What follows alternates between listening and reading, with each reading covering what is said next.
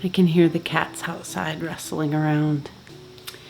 Y'all, there's a lot of people out there that might think homesteading is difficult, or that it is or like maybe it's an unobtainable goal. That's a hard word to say, unobtainable. It's not. It's really not. It's just, it might take time to get to where you want to be. I'm not to where I want to be, but I'm enjoying every single moment of it because it is rewarding. I feel more fulfilled when I can do these little steps that one might call homesteading. It's just one little thing at a time. I think homesteading is more of a series of choices, to be honest. You know, you could say, oh, I'm going to get some backyard chickens. That's a homesteading type of thing to do. I'm going to bake my own bread. That's a homesteading thing to do. And while it might be, I feel like that's all it is. You know, to live a healthier lifestyle is just one choice at a time. It's choosing to make your own macaroni and cheese rather than buying it from the box. And you don't even have to make it from your own. You could, you know, make healthier choices like choosing organic mac and cheese instead of Kraft. You know, it's just, that's what it is. It's just a series of choices. And to make those choices, I suppose that what you're doing is being conscious of your surroundings, conscious of what you're putting in your body, conscious of the peace and tranquility that you have in your home. I suppose that's what homesteading really is. One of my goals that I have, that I don't know if it'll ever happen, but I'm hopeful, is that I would love to have a milking cow. You know, I know that I could start with sheep or goats. I don't want goats, ever, for any reason.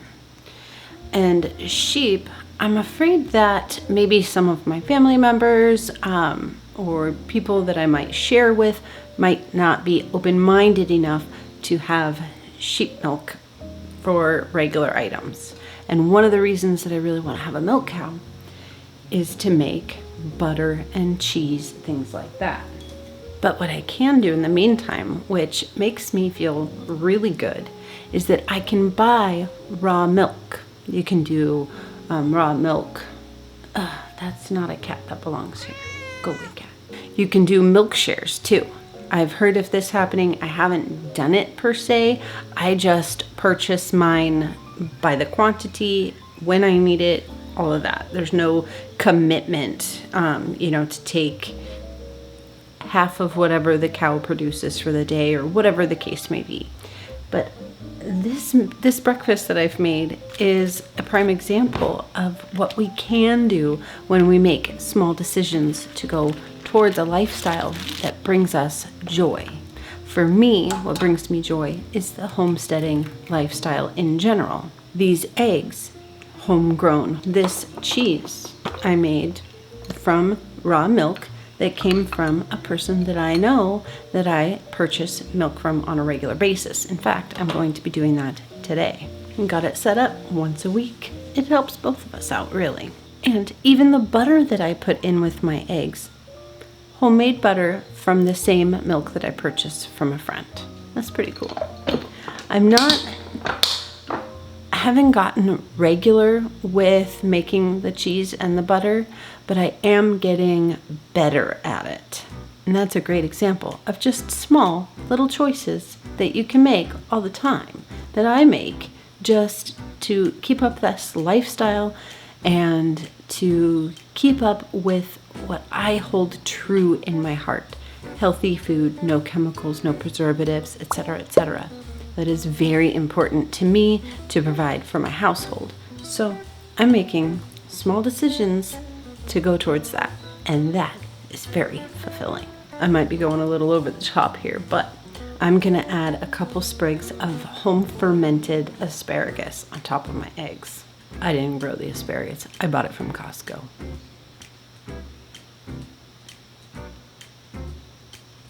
I'm going to eat my breakfast and then we'll go buy some more milk.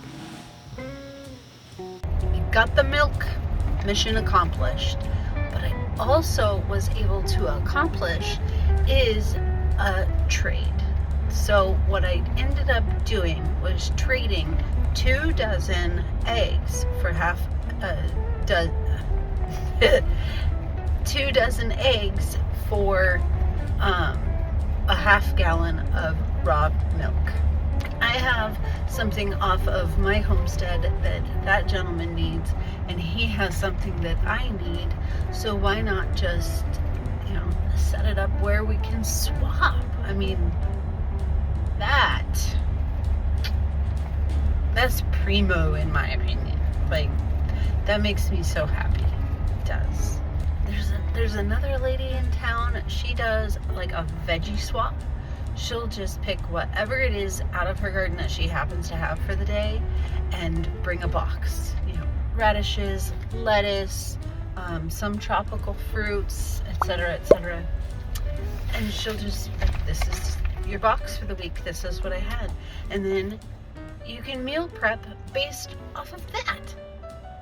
I mean, the possibilities are endless.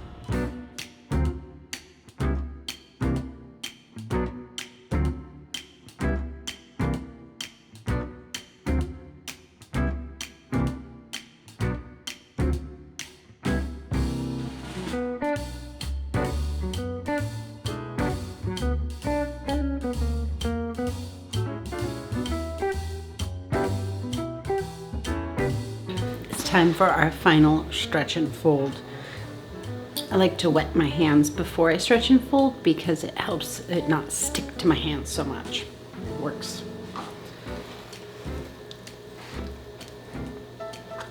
Some people would say, well, if you don't eat bread, then why would you bother going through all the trouble of making it? Well, for a number of reasons. One, I like the reaction that I get from people when they see my bread and when they eat it. And I enjoy the feedback that they're giving me. And honestly, to get a good loaf of sourdough is a challenge. There's so many different aspects to it, so many different factors that sometimes it's just going to fail. But if you learn to pay attention to the signs and read the dough, then you can challenge yourself to correct certain things throughout the process to get a good end result. It's almost like a game. It's a challenge. It brings me joy. But of course, I really enjoy it because I know that my family is eating bread that is made with organic flour and there are no pesticides, parasites, preservatives, none of the above. So I know a lot of the store-bought breads have dozens of ingredients. Why? I don't want that crap. This is one conscious choice about homesteading, and it's a doable one. Not to mention, it's also a lot cheaper in the long run too. Now that was 4 stretch and folds. So now I'm just gonna leave them here and walk away until late this evening. Late for me is different than it is for you, most likely. You like my new apron? I love it. It has pockets. And it wraps around. It's my favorite. My sister got it for me for my birthday. It just came in the mail yesterday. This was my first time using it, and I tell you, I love it. Well, it's not my first time using one like it, because the reason that she decided to gift this to me for my birthday was because she has one in her commercial kitchen, and I was there a month and a half ago, and she let me use hers, and that's why I loved it, and that's why she knew to get me one. Baking bread is a choice. Getting chickens is a choice. Trading eggs for milk, it's a choice. All of these little things are all small choices, but it looks like the big picture that we want when we put them all together. Kind of cool. There's a slug.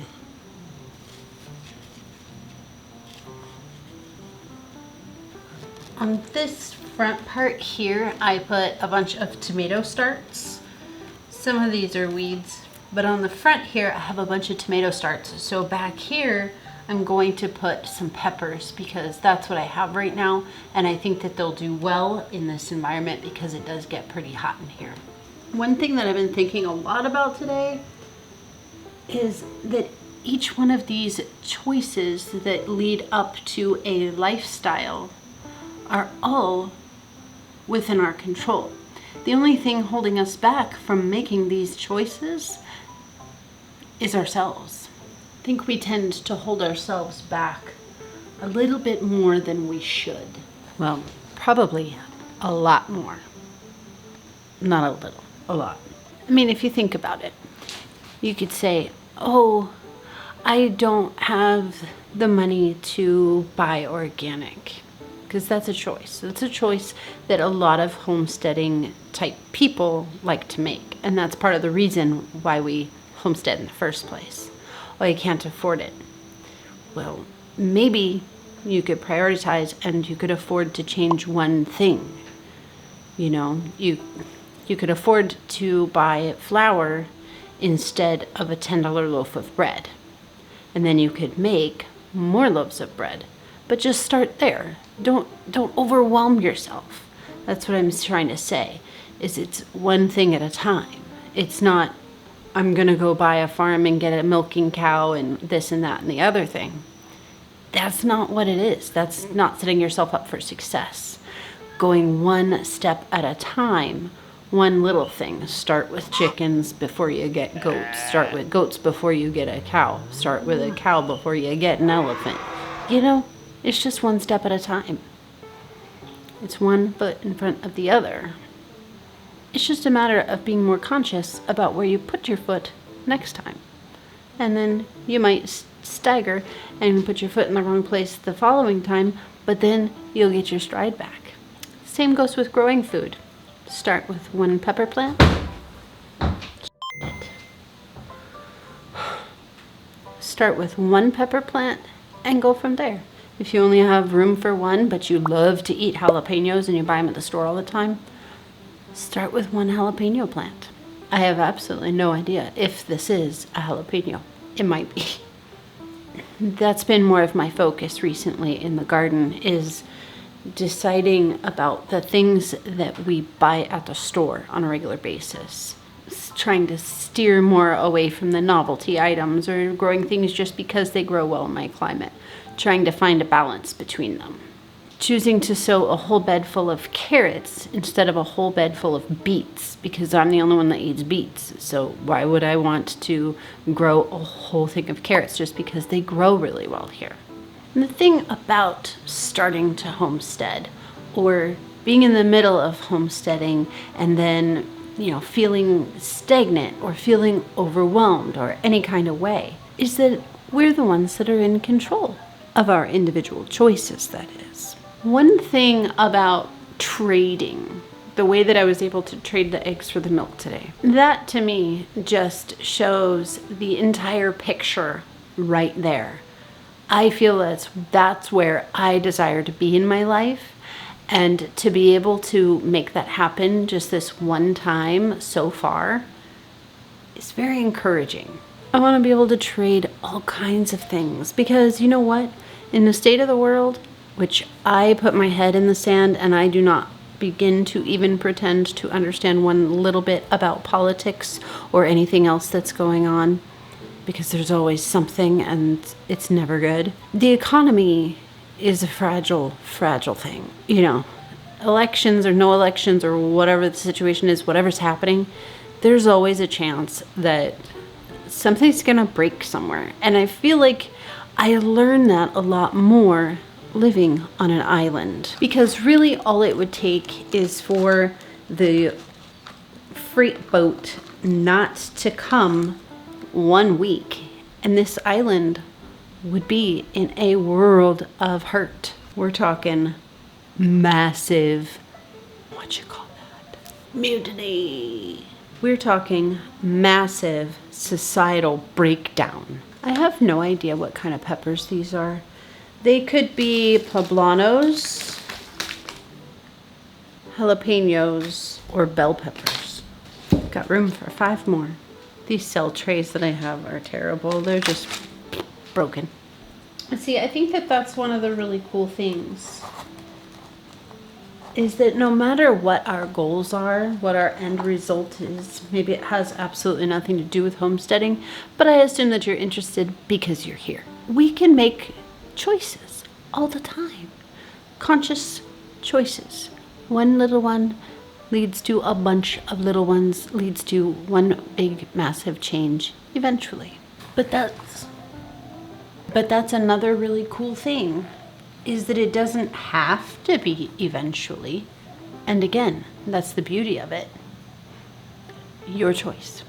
I hope that this brings you a little bit to think about, just a little bit for you to nibble on, so that you look at where you want to be in 10 years. Do you want to be still buying bread and milk from the store? Or do you want to improve your farming skills, your baking skills, your cooking skills? Anything. It's one step at a time, and there's usually a YouTube tutorial for each and every one of these things, many to choose from for you to learn. The internet is like an endless library of everybody's experiences brought to your fingertips so that you can learn one thing at a time. All of that being said, I hope that you are encouraged to start making little choices towards whatever brings you fulfillment and happiness. It just happens to be that for me, this is what brings me inner fulfillment, knowing that me and my family are on our way to eating food that we're growing, food that we're baking. We started backwards from where most people do. We started with a freezer full of meat and then moved on to other things and other skills from there, which we are still growing and still learning. The only thing holding you back is you. Start making some awesome choices and put your neck out there and make risks, make challenges for yourself. I'm just feeling very encouraged today, and I hope that you are too. One new skill that you could start learning if you haven't started already is making sourdough bread, and you can click right here and that video will show you a step-by-step on how to do it. Thank you for joining me today on the Hamakua Homestead. I'll see you again soon.